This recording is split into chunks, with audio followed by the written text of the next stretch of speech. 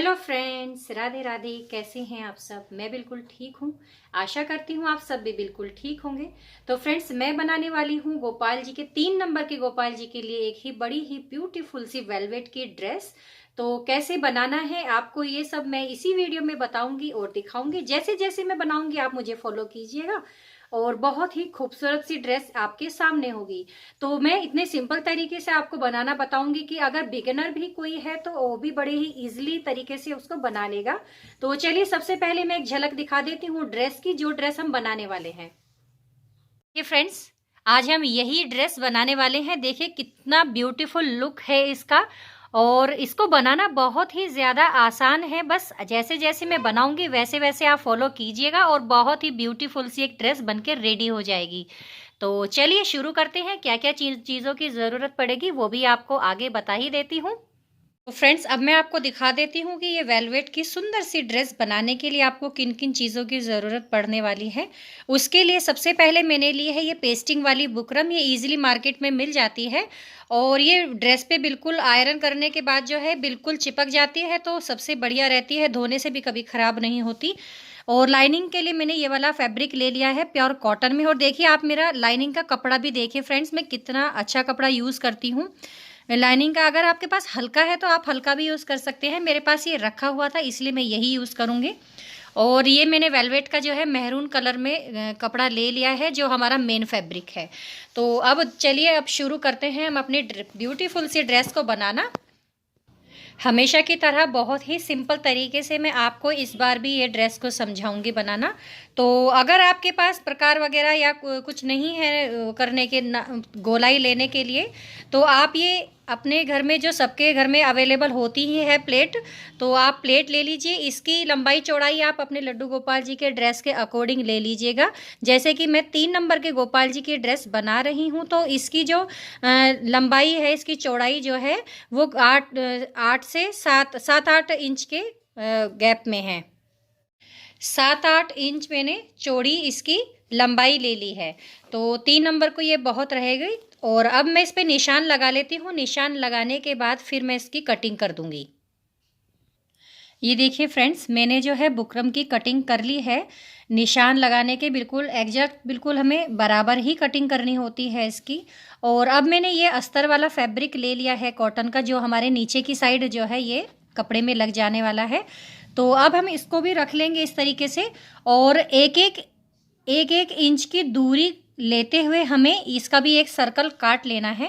तो एक एक इंच की दूरी का मतलब है कि यहाँ से हमें जो है इतना कम से कम मार्जिन हमें चाहिए ही चाहिए। तो इतनी ही बड़ी हम अस्तर की ले लेंगे और इतना ही बड़ा हम अपना मेन फैब्रिक जो हमारा सनील वाला है वेलवेट का, वो वाला भी हम इतनी ही दूरी का काट लेंगे। तो इन दोनों को कट कर लेते हैं। ये देखिए फ्रेंड्स, ये मेरे बुकरम का कपड़ा हो गया है और ये मेरा लाइनिंग का कपड़ा हो गया है जो नीचे लगेगा ड्रेस में, और ये मेरा मेन फैब्रिक हो गया है। अब मैं आपको एक बार और दिखा देती हूँ कि मैंने कितनी लंबाई चौड़ाई का ये लिया है। ये देखिए, ये मेरा बुकरम रखने के बाद इतना चौड़ा इसमें आ रहा है ये, और इतना ही चौड़ा ये इस तरफ से। मैं एक बार उल्टा कर लेती हूँ इसको। तो इतना ही बड़ा ये वाला मैंने कटिंग करी है जो हमारा मेन फैब्रिक था। तो अब हम आयरन ले लेते हैं और आयरन को गर्म कर जैसे ही होगी, तो ये वाला देखिए, ये वाला जो चिकने वाला हिस्सा होता है ना पेस्ट, अगर कोई पेस्टिंग वाली बुकरम यूज़ कर रहा है, मैं उनके लिए ये बता रही हूँ कि ये वाला जो हिस्सा होता है जिसपे आपको शाइनिंग दिख रही है, ये हम फैब्रिक वाली साइड पे इसको रखेंगे और आयरन को इस पर कर देंगे तो ये पूरा इस पर पेस्ट हो जाएगा। तो चलिए इसको चिपका लेते हैं अच्छे से। पहले ये देखिए मैंने इस पर आयरन कर दिया है तो पूरा ये चिपक गया है। अब ये इतनी इजीली नहीं उतरेगा। तो चलिए अब हम इसकी सिलाई कर लेते हैं। हम इसकी किनारी किनारी पे जो है पूरी की पूरी इसको मोड़ते रहेंगे और चारों तरफ से इसकी सिलाई कंप्लीट करते रहेंगे। जब इसकी सिलाई कंप्लीट हो जाएगी तब हम अपना अस्तर वाला फैब्रिक बिछाएंगे और इस तरीके से हम इसको रखेंगे। और जी जैसे कि यहाँ से ये मुड़ जाएगा तो इसको फिर हम ऊपर की साइड पे इस तरीके से फोल्ड कर देंगे। तो इतना करके फिर आपको दिखाती हूँ।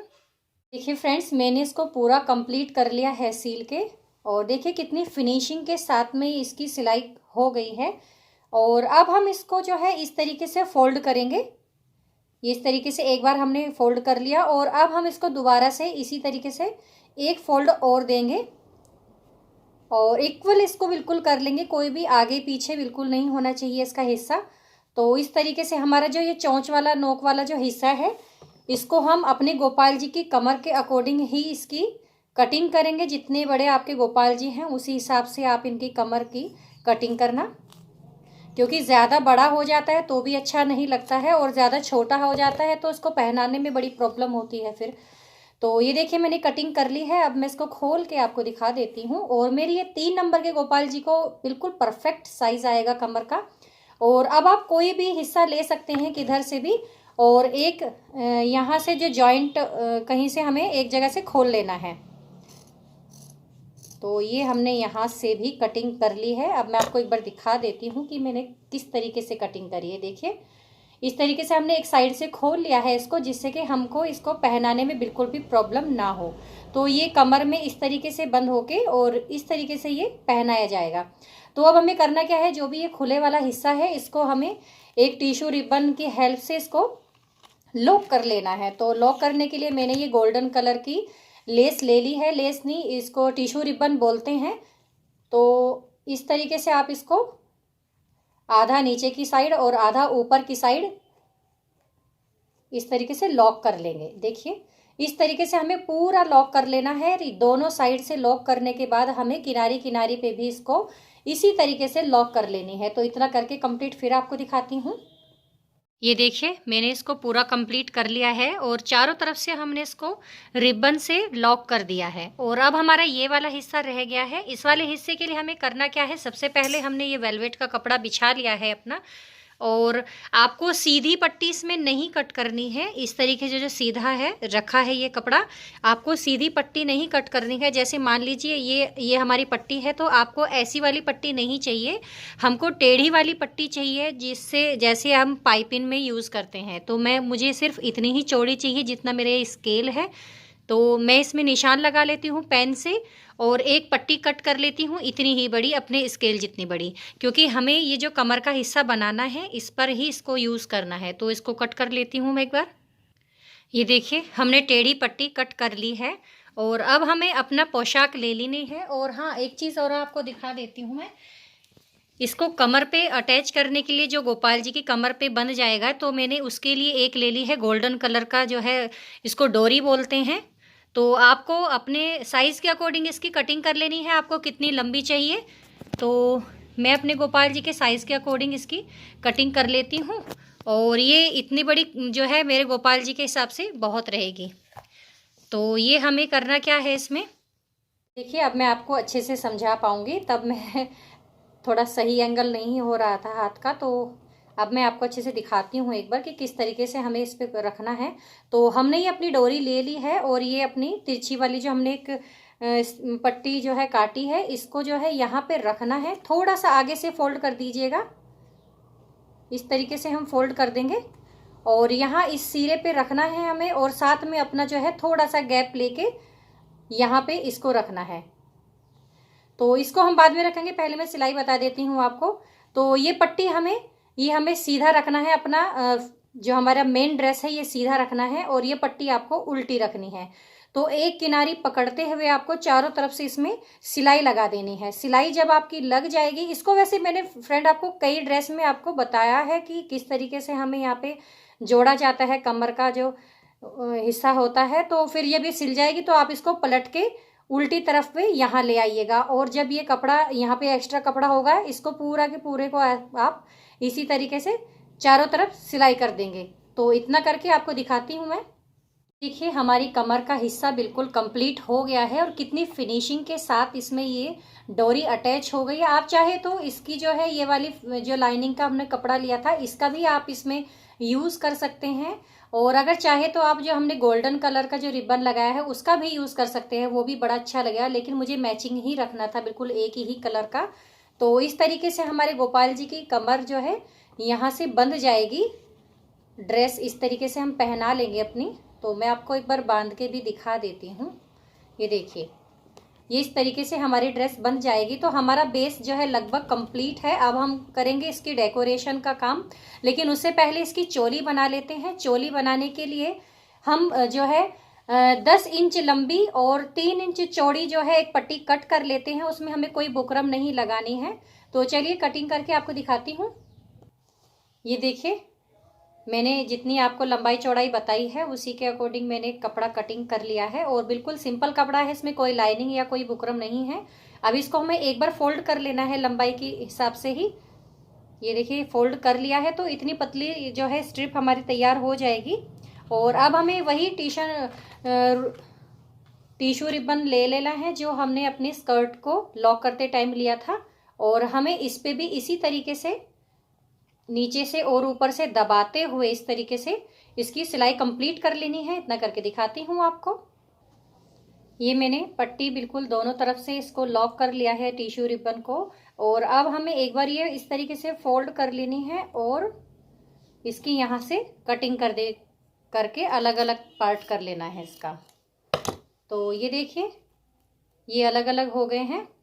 और अब हमें एक के ऊपर एक रख के इस तरीके से इनको सिल देना है, क्योंकि ये हमारी चोली रेडी हो जाएगी हमारे ठाकुर जी की। तो इसे हम एक के ऊपर एक रखने के बाद जो है इसको नीचे से भी इसको अटैच कर लेंगे डोरीज में। तो इतना करके आपको दिखाती हूँ। देखिए फ्रेंड्स, हमारी जो है ठाकुर जी की जो चोली है वो बिल्कुल रेडी हो गई है। और इस तरीके से ये आ जाएगी। इसका जो खुले वाला हिस्सा है ये पीछे की साइड आएगा और इसका बंद वाला जो हिस्सा है ये आगे की साइड इस तरीके से आएगा। और ये जो डोरी है ये पीछे इस तरीके से बंध जाएगी। ये तो कुछ इस तरीके से दिखने वाली है। अब हमारा सिलाई का कंप्लीट हो चुका है पूरा काम।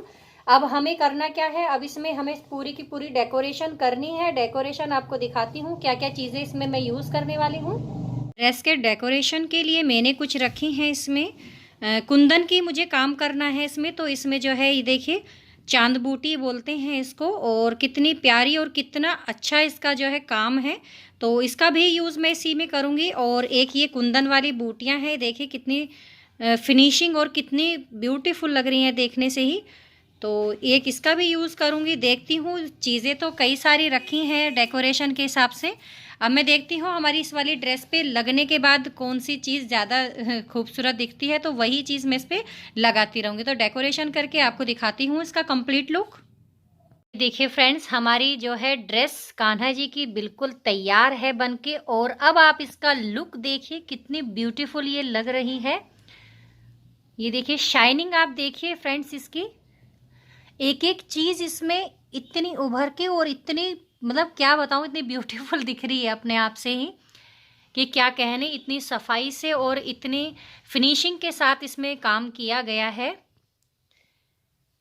ये देखिए, ये मेरी गोपाल जी की ड्रेस का पूरा फुल व्यू मैंने आपको दे दिया है। और इसके साथ का मुकुट भी मैं रेडी कर रही हूँ। अगर आपको उसको भी देखना है तो मैं उसकी एक सेपरेट वीडियो डाल दूंगी, तो आप उसमें देख सकते हैं। तो फ्रेंड्स, कैसी लगी मेरे गोपाल जी की ये पोशाक आपको? अगर आपको थोड़ी सी भी पसंद आई हो या यूज़फुल ये वीडियो ज़रा सी भी रही हो आपके लिए, तो मेरे इस चैनल को लाइक कीजिएगा, शेयर कीजिएगा और सब्सक्राइब करना तो बिल्कुल मत भूलिए फ्रेंड्स। तो आपको फिर मिलती हूँ एक नई वीडियो के साथ। तब तक के लिए राधे राधे।